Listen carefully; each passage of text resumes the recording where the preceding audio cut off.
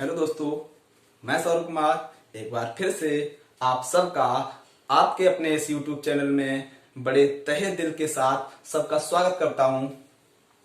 जैसा कि आप जानते हैं कि पिछली क्लास में हमने क्लास 12th केमिस्ट्री का जो सॉलिड स्टेट का चैप्टर है, जो पहला चैप्टर है, उसे हमने स्टार्ट कर दिया था। आज हम उसी लेक्चर को आगे बढ़ाते हुए इस टॉपिक की बात करेंगे। हम आगे क्या होने वाला है, चलिए उसे देखते हैं। बस जुड़े रहिए आप हमारे साथ।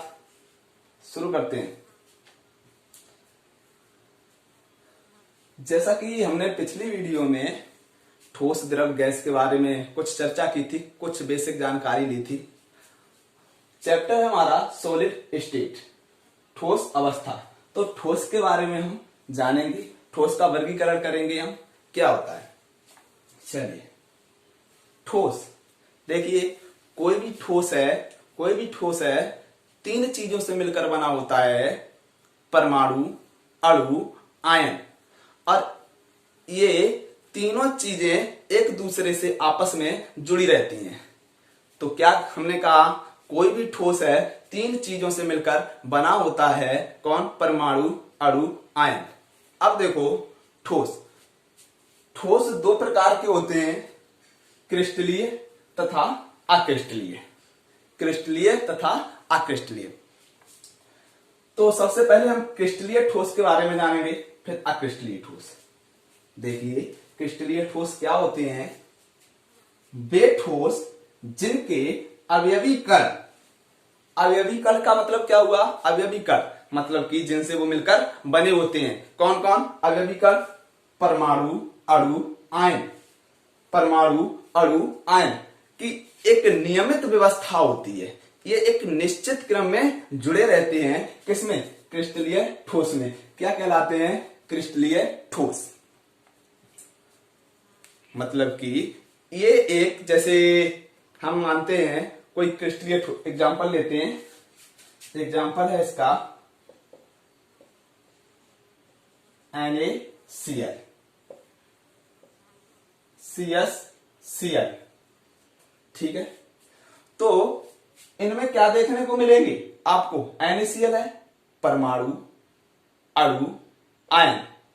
परमाणु, अणु, आयन की एक नियमित व्यवस्था, ये एक निश्चित क्रम में जुड़े रहती हैं। क्या कहलाते हैं? क्रिस्टलीय ठोस। अब बात करते हैं हम अक्रिस्टलीय ठोस। अक्रिस्टलीय ठोस क्या होते हैं? वे ठोस जिनके अवयवी कण नियमित क्रम में व्यवस्थित नहीं होते हैं। जैसे कांच, रबड़ आदि।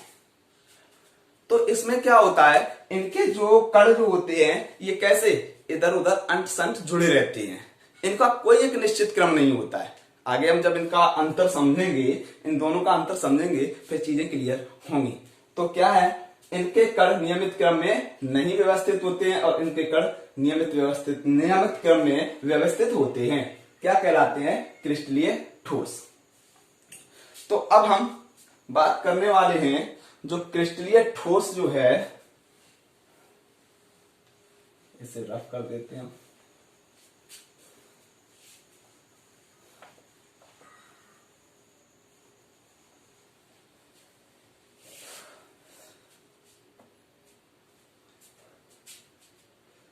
क्रिस्टलीय ठोस,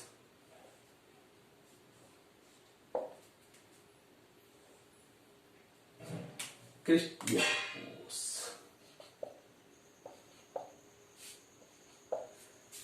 क्रिस्टलीय ठोस जो है ना, उसके चार भाग होते हैं। नंबर 1 है आयनिक ठोस। आयनिक ठोस। उसके बाद है सहसंयोजी ठोस। सहसंयोजी ठोस। फिर है उसके बाद आणविक ठोस।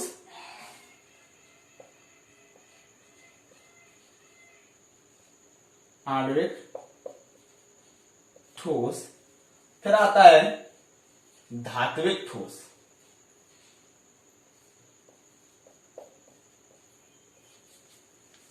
क्रिस्टलीय ठोस के 4 भाग होते हैं। कौन कौन?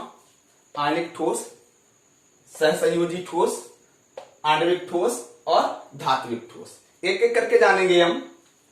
आयनिक ठोस। आयनिक ठोस क्या होती है? देखो शब्द से ही समझ में आता है।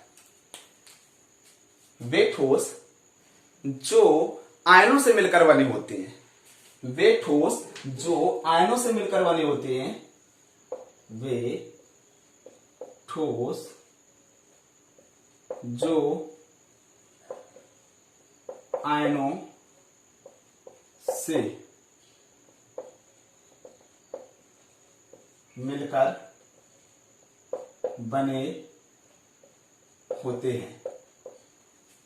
वे ठोस जो आयनों से मिलकर, आयन मतलब धनायन तथा ऋणायन मतलब आवेश, वे ठोस जो आवेश या आयनों से मिलकर बने होते हैं क्या कहलाते हैं? आयनिक ठोस। शब्द से ही समझ में आ रहा है ना, शब्द से ही। अब देखो इनके मध्य क्या होता है? कूलाम आकर्षण बल कार्य करता है। अच्छा, इसे एक तरीके से और परिभाषित कर सकते हैं। वे ठोस जिनकी संरचनात्मक इकाई क्या होती है? आयन होती है, क्या कहलाते हैं? आयनिक ठोस। जैसे ऐसे समझो, NaCl, Na पे होता है 1 पॉजिटिव, Cl पे होता है 1 नेगेटिव। इसे हम समझेंगे जब और डिटेल में बात करेंगे आवर्त सारणी में। फिर हम समझेंगे पॉजिटिव नेगेटिव आवेश, ये क्या मतलब, इसमें 1 पॉजिटिव क्यों होता है, इसमें 1 नेगेटिव क्यों होता है, इसे हम समझेंगे। तो देखो NaCl, अब इसमें धनायन और ऋणायन जब ये आपस में मिलते हैं तो कौन भाग लेता है? धनायन और ऋणायन। इनके आवेश खत्म करके आपस में जुड़ जाते हैं, और जब ये जुड़ते हैं तो इनके मध्य एक आकर्षण बल कार्य करता है, जो है कूलाम आकर्षण बल। ये कूलाम आकर्षण बल क्या होता है? कूलाम नियम पढ़े होंगे आप फिजिक्स में। चलिए थोड़ी बात करते हैं इस पे हम। कूलाम, देखो कूलाम नियम समझते हैं हम। Q1 Q2, देखो किन्हीं 2 बिंदुओं के बीच लगने वाला आकर्षण तथा प्रतिकर्षण बल, किन्हीं 2 बिंदुओं के बीच लगने वाला आकर्षण तथा प्रतिकर्षण बल उनके गुणनफल के समानुपाती तथा वर्ग के व्युत्क्रमानुपाती होता है। ये कूलाम का नियम कहलाता है। क्या कहलाता है? किन्हीं 2 बिंदुओं के बीच लगने वाला आकर्षण तथा प्रतिकर्षण बल उनके बीच की दूरी के गुणनफल के समानुपाती तथा वर्ग के व्युत्क्रमानुपाती होता है। ये कूलाम का। और इस नियम के साथ क्या, कूलाम नियम में आवेशों के मध्य आकर्षण होता है, इसलिए कहा गया है कूलाम आकर्षण बल कार्य करता है। ठीक है। अब कूलाम आकर्षण बल कार्य करने के कारण इनके मध्य एक कंडीशन लग जाती है, जो कि है इनका गलनांक व क्वथनांक कैसा होता है? क्वथनांक उच्च होता है। आकर्षण बल, कूलाम आकर्षण बल के कारण इनका गलनांक व क्वथनांक कैसा होता है? उच्च हो जाता है। उसके बाद अगला पॉइंट हम लिखेंगे, अगले पॉइंट में लिखेंगे कि ये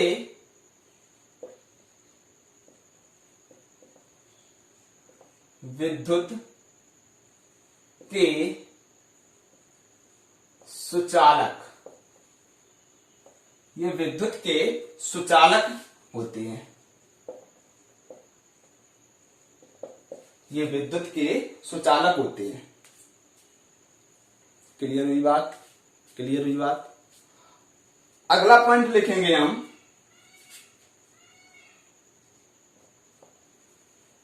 ये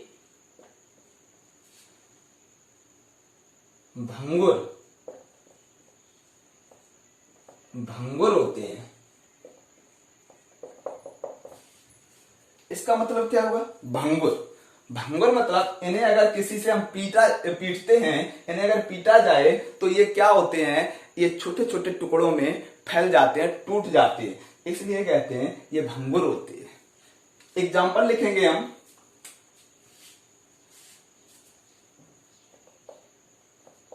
आयनिक ठोस,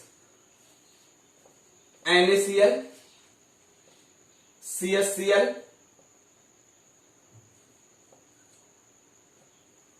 और है हमारा इसमें लिख दो ZnCl2। ये कुछ इसके मुख्य एग्जाम्पल हैं। एग्जाम्पल जरूर याद रखिए आप, क्योंकि एग्जाम्पल अधिकतर ऑब्जेक्टिव टाइप से यहां से क्वेश्चन पूछता है, तो एग्जाम्पल जरूर आप अपने माइंड में फिट करके रखिए। तो ये तो हुआ हमारा क्या, आयनिक ठोस के बारे में। अब जानेंगे हम, चलो इसे रफ कर देते हैं, इन्हें बाद में समझते हैं, इन्हें बाद में समझते हैं।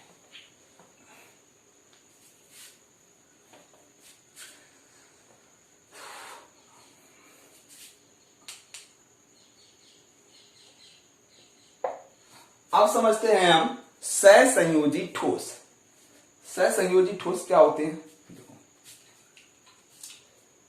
शब्द से ही समझ में आ रहा है, सह मतलब साझेदारी। इनके मध्य क्या होती है साझेदारी। इनके मध्य दो परमाणुओं के मध्य जब साझेदारी होती है, दो परमाणुओं के मध्य जब साझेदारी होती है और एक कोई ठोस बनाते हैं, कोई पदार्थ बनाते हैं, तो उसे हम कहते हैं सहसंयोजी ठोस। इनके मध्य एक बंध बनता है जिसे हम कहेंगे सहसंयोजी बंध। वहीं से पकड़ सकते हैं सहसंयोजी ठोस। तो हम क्या लिखेंगे इसमें, और ये किससे, परमाणुओं से मिलकर बने होते हैं। पहला पॉइंट, वे ठोस जो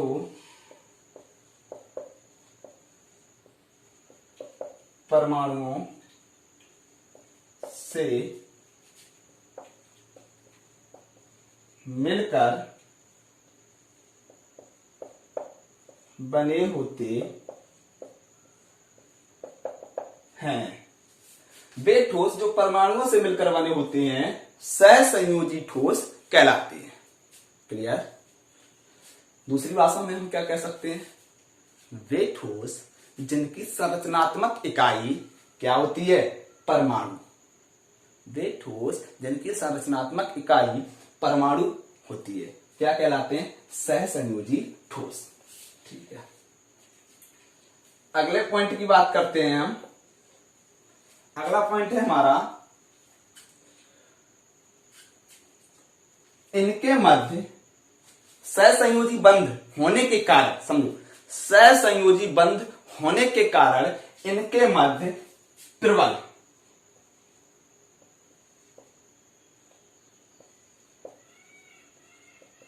आकर्षण बल कार्य करता है। सहसंयोजी बंध होने के कारण इनके मध्य प्रबल आकर्षण बल कार्य करता है। अब समझो अगला पॉइंट, प्रबल आकर्षण बल होने के कारण इनका गलनांक और क्वथनांक उच्च होता है। इनका गलनांक व क्वथनांक कैसा होता है, उच्च होता है। क्लियर हुई बात? अगला पॉइंट,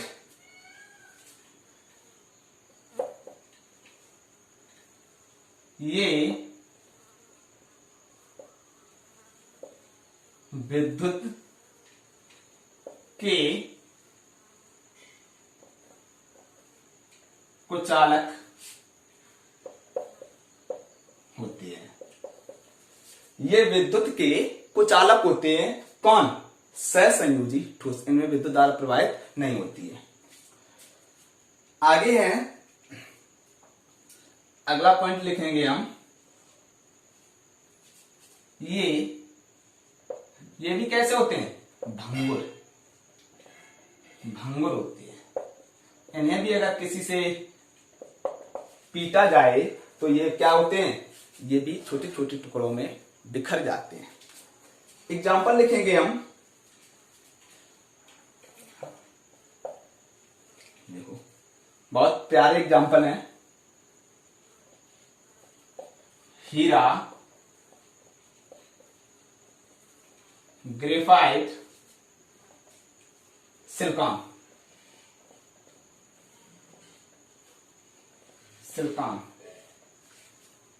तो ये हुई बात किसकी? सहसंयोजी ठोस, आणविक ठोस। अब दो बच्चे हैं हमारे, कौन कौन? आणविक ठोस और धात्विक ठोस।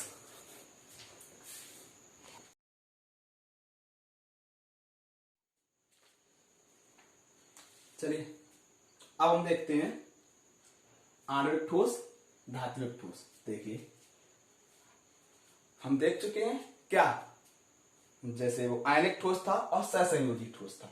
आणविक ठोस वे ठोस जो अणु, शब्द सही समझ में आ रहा? अणु, आणविक अणु।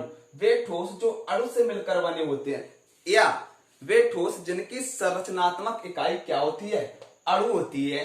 क्या कहलाते हैं? आणविक ठोस। ठीक है। ये दुर्बल वंडरवाल बल, इनमें क्या होता है? दुर्बल वंडरवाल बल कार्य करता है। दुर्बल मतलब कमजोर बल कार्य करता है। वंडरवाल बल को हम आगे पढ़ेंगे, सही से पढ़ेंगे। अभी यहाँ पे दुर्बल मतलब कमजोर बल इनके मध्य कार्य करता है।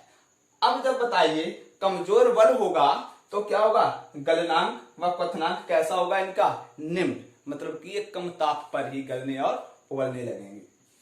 आगे है, ये विद्युत के क्या होते हैं? कुचालक होते हैं। क्लियर हुई बात? ये विद्युत के कैसे होते हैं? कुचालक। एग्जाम्पल,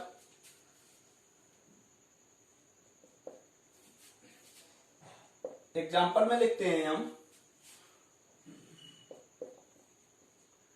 ठोस बर्फ है,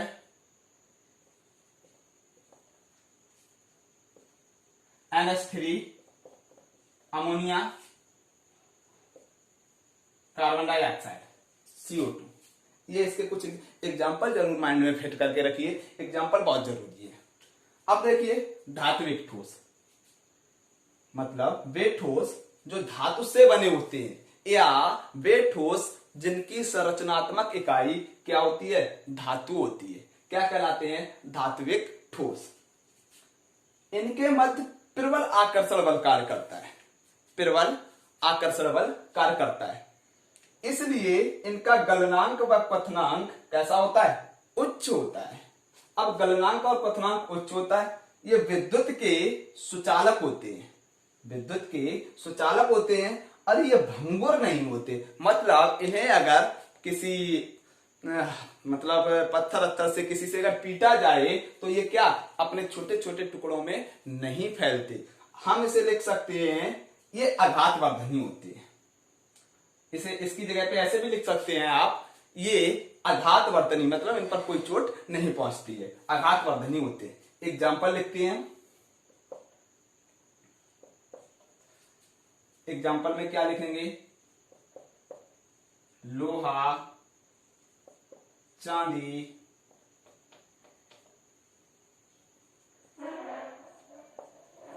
कॉपर आदि। ये कैसे हैं हमारे? धात्विक ठोस। क्लियर? तो हमने आज क्या क्या समझा? शुरू से ठोस के बारे में। ठोस दो प्रकार के, क्रिस्टलीय तथा अक्रिस्टलीय ठोस। उसके बाद क्रिस्टलीय ठोस के 4 भाग होते हैं। कौन कौन? सबसे पहले आयनिक ठोस, उसके बाद सहसंयोजी ठोस, फिर आणविक ठोस, फिर धात्विक ठोस, इनके बारे में हमने जाना। तो आज के लिए बस इतना ही। आशा करता हूं आपको जरूर समझ में आ रहा होगा आपको। तो आज के लिए बस इतना ही। बस आप हमारे साथ बने रहिए, सब चीजें बड़े आसानी से क्लियर कराएंगे हम आज। बस thanks for watching my video. आगे कल बात करते हैं।